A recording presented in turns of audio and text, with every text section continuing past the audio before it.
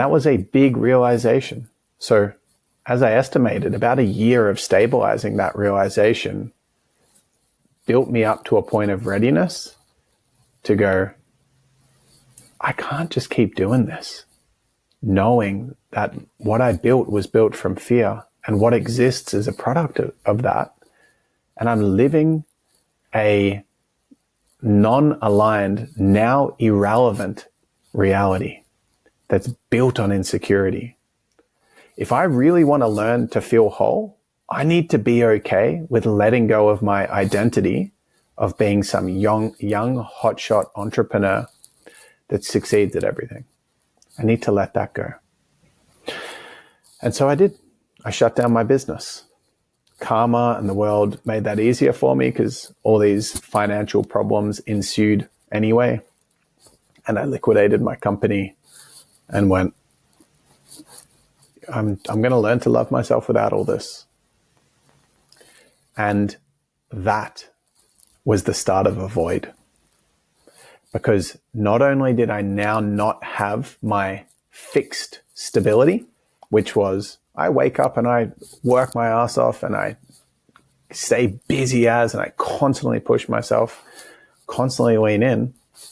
Without that, there was a lot of fragility underneath because those patterns were hiding something very painful underneath, a lot of emotional baggage that sat, or emotional pain that sat between that old reality of consciousness state fear and the new reality that I desired, which was to feel more inherently whole, just for existing. That was my intention, to learn to love myself without being the entrepreneur, without flashing all my achievements in front of people all the time. And it has been roughly 6 years since that point.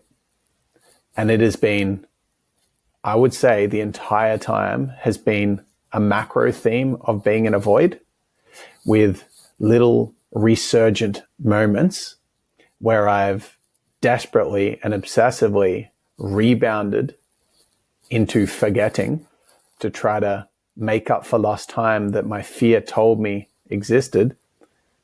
Oh my gosh, I've wasted this time quickly. Now I've done this spiritual thing. Go for it. Go big. And that same set of patterns came back in. And so it has been very, very challenging for me to stay the course of what my intuition knows is my most aligned path. What my heart knows is my most integral journey. And what my inner child, my heart, and all my different parts deeply crave to feel whole so that I can choose what I want to do without reacting to all my fears. And so it's a unique path because 95% of the world lives without moving past or hasn't yet touched transcendence or cosmic consciousness or the two after that, God consciousness and unity consciousness. And therefore, it's very difficult for other people to understand. Now, desire, I've spoken a lot more in depth about what I'm about to say, about desires versus attachments. Essentially, what's inspiring the journey? What's the North Star? Because before awakening, the North Star is a set of goals that we think we need to be enough. And after the awakening, there isn't that same level of obsessive drive.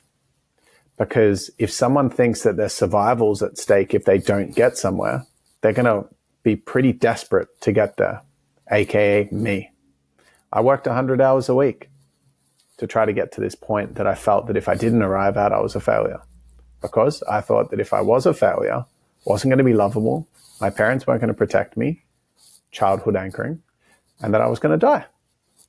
That's what it felt like in my body. If I'm not enough, I'm going to die. If someone threatened me by putting me down or giving me feedback, it wasn't just interesting information. My body went into a massive fight or flight response because my whole identity and ego and safety was being compromised. Not very free. Not a very free way to live. However,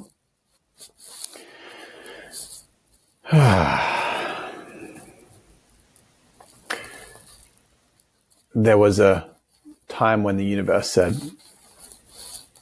let's transition. It was just other people didn't really understand what I was going through, nor did I. And so it was filled with a lot of confusion and suffering. And I would say that's pretty indicative of living in the void. It's a dark, low, stuck, confusing, heavy, painful time. And that is almost like a spiritual initiation to need to go through this journey, because without it, there isn't a appreciation for the stabilized alternate reality that comes after. But the other really big thing that can be difficult is that not only is it overwhelming for our head, our fear consciousness that has derived stability by striving and attaching and trying to be a certain person and control everything. When that control is somewhat voluntarily given up, it causes a whole nervous system freak out.